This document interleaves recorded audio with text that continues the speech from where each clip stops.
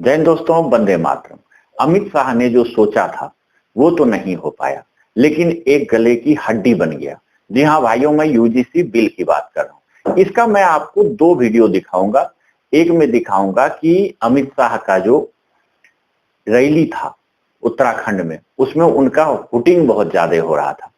Hooting वाला video तो आपको बहुत ज्यादा सोशल मीडिया पे बहुतों ने दिखाया होगा, लेकिन उसके बाद क्या हुआ ये कोई भी नहीं दिखा रहा है। भाइयों, मैं उसके बाद का भी आपको कहानी दिखाऊंगा और वीडियो दिखाऊंगा कि पहले हुटिंग कैसे किया जाता है, उसके बाद उनके साथ क्या होता है।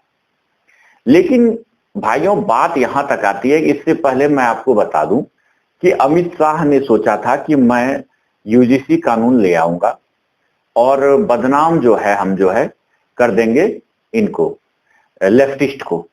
अगर थोड़ा सा भी ये लोग प्रतिक्रिया देगा तो लेफ्टिस्ट के नाम पे हम लोग पार उतर जाएंगे कि देखो हमने तो किया ही नहीं, इंदिरा जयसिंह जो है उसने किया है, ये कोर्ट के थ्रू करवाया है, हम लोग का तो हाथ ही नहीं है। लेकिन उन्हें ये पता नहीं था कि जिसको आप समझाओगे गलत चीज, वो सब तो एकदम कागज का कीड़ा होता है।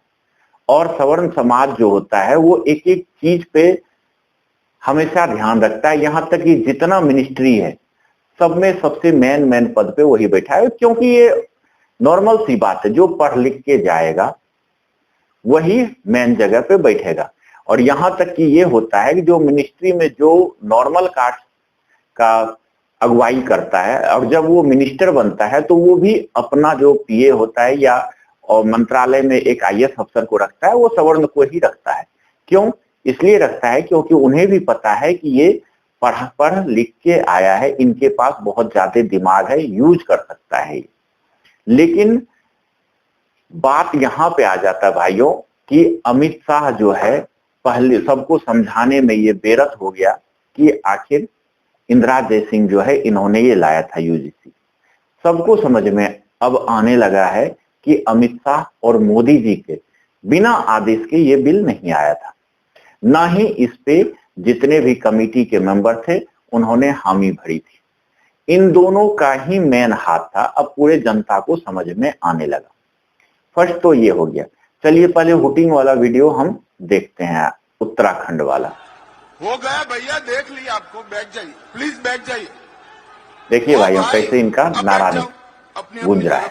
पहले तो जय श्री राम का नारा गूंज रहा है, उसके बाद फिर मुर्दाबाद का नारा गूंज रहा है, उसके बाद फिर जिंदाबाद यूजीसी सवर्ण समाज जिंदाबाद का नारा गूंज रहा है। और अमित शाह को देखिए इस पे प्रतिक्रिया देते जा रहा है, हो गया, अब रुक जाओ, बैठो, हमने देख लिया। लेकिन इसके बाद भी वोटिंग जो है वो रुकने का नाम नहीं ले रहा है भाइयों।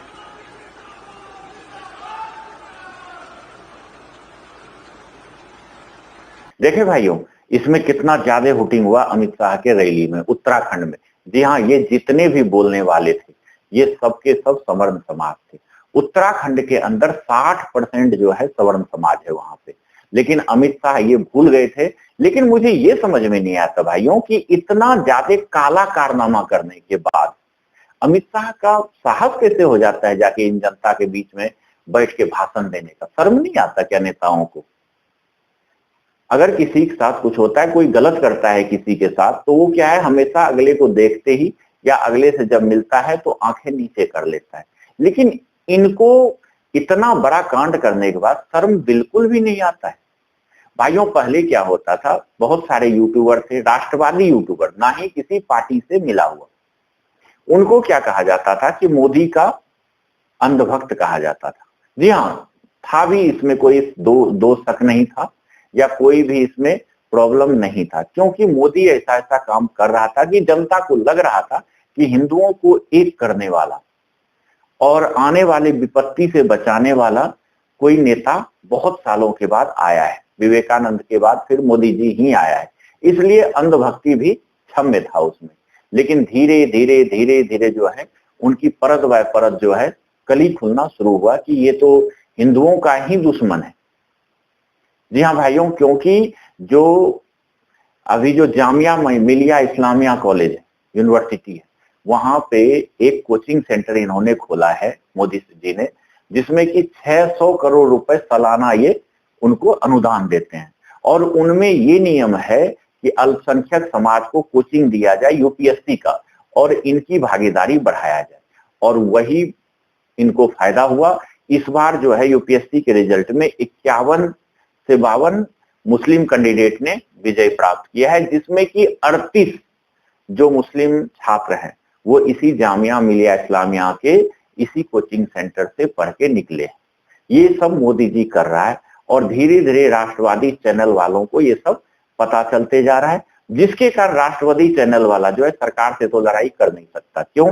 क्योंकि सरकार का जो पावर होता है वो असीम होता है, मतलब उसका कोई अंत नहीं होता है। वो कुछ भी करके आपको फंसा देगा, जिंदगी भर के लिए जेल में सरा देगा, चाहे रात ही में उठवा देगा या पुलिस को आपके घर पे बिठा देगा। और ये बीजेपी सरकार धीरे धीरे करना शुरू किया। जब भी कोई लेफ्टिस्ट थोड़ा सा कुछ बोल देता है तो बीजेपी डर के मारे हाँ बोल देता है, लेकिन जब उनका खुद का कोर वोटर उनसे कुछ मनवाना चाहता है तो उनके विरुद्ध जो है षड्यंत्र करना बीजेपी शुरू कर देता है। राष्ट्रवादी चैनल वालों को मैं ये बताना चाहूंगा कि आपको तभी समझ जाना था कि जब इनके कार्यकर्ता कर्नाटक के अंदर मरता है, जिसे विपक्ष मार के मार देता है, वहां भी ये कुछ नहीं कर पाए। बंगाल के अंदर इनके एमएलए को फांसी पे लटका दिया जाता है, लेकिन ये कुछ नहीं कर पाए अपने कार्यकर्ता के लिए। उसी टाइम राष्ट्रवादी चैनल वालों को समझ जाना चाहिए कि ये कितने दूर तक नीचे जा रहे हैं। बीजेपी का कुछ समय पहले भक्त हम भी थे, लेकिन क्या है अब धीरे धीरे उनका पता चलते जा रहा है कि हिंदुओं को बांटो और दूसरे समुदाय का जो है को एक करके उनका वोट पूरा अपने तरफ करो। लेकिन इन्हें ये समझ में नहीं आ रहा है कि उनको आप दिल निकाल के दे दोगे। हेमंता विश्व शर्मा बोलता है ना कि आप मुस्लिम समुदाय उनको बोलता है कि आप मेरा कलेजा ले लीजिए लेकिन वोट नहीं देंगे। वही बात मोदी जी आपके साथ है, लेकिन आपको एक जिद है कि अरब कंट्री की तरह भारत को भी एक जिहादी ग्रुप की तरह इन्हें बना दिया जाए, जिहादी सेंटर। अब जैसे पाकिस्तान बना, अफगानिस्तान बना, ऐसे ही बना दिया जाए भारत को। और अगर आपकी 10 साल सरकार रह गई तो हिंदुओं को तो अभी 3-4 भाग में ही आपने छोटे छोटे कॉलेजों में कानून लाया है, आप छोटे छोटे स्कूलों में कानून ले आओगे, यहाँ तक कि प्राइमरी में ले आओगे कि ये बच्चा यहाँ बैठ सकता है, ये बच्चा यहाँ बैठ सकता है, ये यहाँ बैठेगा।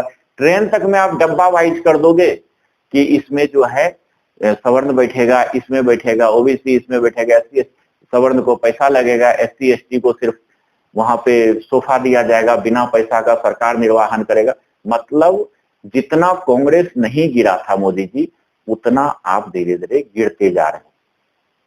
इनका देखिए दूसरा वीडियो मैं आपको दिखाता हूं। अभी इस वीडियो के अंदर इनका चेयर कैसे खाली होते जा रहा है ये भी मैं दिखाता हूं। पहला वीडियो मैंने वोटिंग का दिखाया था और दूसरा वीडियो जो है ये देखिए कि वोटिंग करने के बाद अमित शाह बोलते रह गए बैठने के लिए, लेकिन पीछे से कतारें निकलना शुरू हुआ और लगातार परत बाय परत जो है कुर्सियां खाली होना शुरू हो गया। देखिए भाइयों, एक तरफ से आपको लाल कुर्सी दिखता होगा और ये देखिए जनता जो है, कितनी औरतें हैं, लेडीज हैं, जनता है, ये सब कुर्सी छोड़ के खाली करके निकलते जा रहे हैं। लेकिन अमित शाह वहां चिल्लाते जा रहा है, उनका भी आपको आवाज आ रहा होगा। और अब देखिए भाइयों, आगे जो आपको दिखेगा कि लाल कुर्सी के बाद व्हाइट कुर्सी भी पूरा का पूरा खाली हो गया है। और अमित शाह का जो अभी भाषण है वो सिर्फ शुरू ही हुआ है और अमित शाह को भी लग रहा है कि अब उसकी बेइज्जती होने हो गई है। यहाँ तक कि उनका जो इज्जत करता था, जो वोटर वोट देता था और उसमें इनके भाषण सुनने के लिए आता था, वो सब इनसे अब खपा है। अब खुद तो डूबेगा ही सनम, उत्तर प्रदेश में योगी को भी ये ले डूबेगा। देखिए भाइयों, इनका वीडियो देखते रहिए।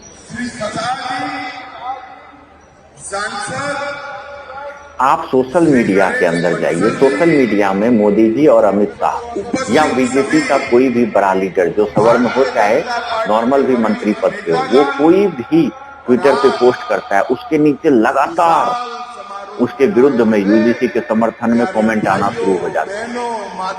ऐसा नहीं है कि वो लोग नहीं देखता है, सिर्फ आईटी सेल वाला पोस्ट करता है। जी नहीं भाइयों, ये जो भी पोस्ट करता है, चाहे अमित शाह कर रहा हो चाहे मोदी जी कर रहा हो, वो सब कमेंट देखता है कि कितना क्यों। अगर नहीं देखता है तो उनका जवाब कैसे आता है? देखिए जिगर बिल्कुल आता है भाई। जिगर के टुकड़े कुछ मोदी लाल हैं, और कुछ सफेद जो हैं, अमित शाह है लेकिन पूरा अपना ट्विटर का जो अकाउंट का पूरा कमेंट भी पढ़ता है और जायजा भी लेता है कि कितना पॉजिटिव कमेंट आया और कितना कितना निगेटिव कमेंट आया।